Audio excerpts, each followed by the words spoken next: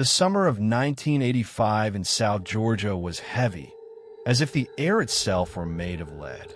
I don't recall a single day where we weren't drenched in sweat, so going to the lake park was the absolute highlight of our week.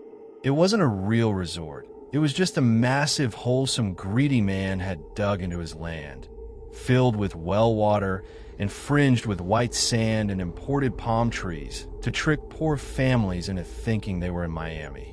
We would arrive in our old car, the air a thick cocktail of gasoline fumes, grilled pork, and the stench of stagnant water.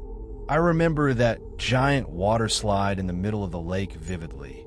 It was a rusted iron skeleton that shrieked every time a child slid down, looking like a death trap waiting for its next victim. The policy there was simple: pay $2 and swim at your own risk. My father parked the car in our usual spot, right in front of the island. It wasn't an island in the geographical sense, but rather a small mound of sand in the middle of the lake, about 30 yards from the shore. To an 8-year-old like me, that island looked like a distant continent, a mysterious land that had to be conquered. The problem was, I wasn't a good swimmer.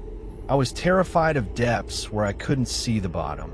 But the desire to keep up with the older kids led me to invent a bobbing technique. I would walk until the water reached my chest, then take a deep breath and dive down to kick off the bottom, launching myself like a ball above the water for a second before landing to repeat the process.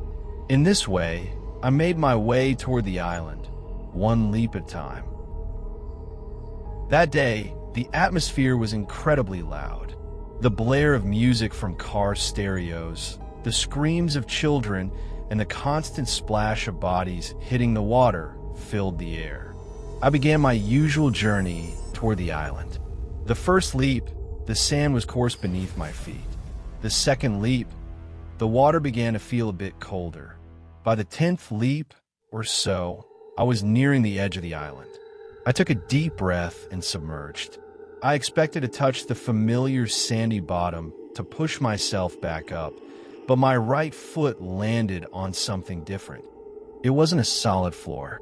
It was something supple, a strange body. I felt a somewhat firm protrusion under my big toe, feeling exactly like a human nose.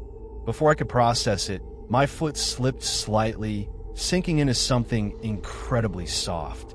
It was hair long, fine hair flowing between my toes like silk threads in the wind, but it was underwater. It moved with the motion of my foot, brushing against my skin with a coldness that killed every ounce of warmth in my body. In that moment, I didn't think. Instinct exploded inside my chest. I pushed off with all my might, not to leap, but to escape. I thrashed through the water frantically until I reached the sands of the island, collapsing there out of breath, staring back at the calm water and the mysterious body I had left beneath it. I sat on the sands of the island alone. I was too young to understand that I had just stepped on a corpse. I thought it might have been a doll, or perhaps a monster lurking at the bottom. Terrified of returning by the same path, I stayed there, eyes fixed on the shore. After about 10 minutes, the tone of the voices on the beach shifted. The music cut off abruptly. I saw a woman running in her swimsuit, screaming the name James. It was a gut-wrenching scream, the kind that only comes from a mother who knows something terrible has happened. Men began wading into the water, forming a human chain and combing the bottom with their feet. Suddenly, someone shouted, "Here!" I found him. I watched as they pulled up a small body, pale as wax, from the exact spot where I'd felt that hair. It was a boy, no older than 6.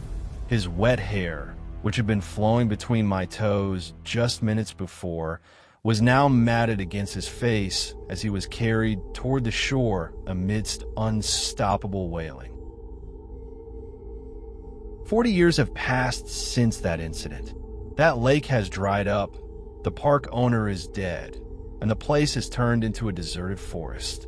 Yet, even today, as a 47-year-old man, I cannot swim in water where I can't clearly see the bottom. Whenever I feel a soft texture beneath my feet in any pool or beach, I flinch uncontrollably. My memory doesn't hold the image of the boy's face. Instead, it holds the texture of his hair. That physical sensation that pierced through my toes and told me, before I even knew it, that death was lying directly beneath my feet. Finally, I hope you enjoyed the story.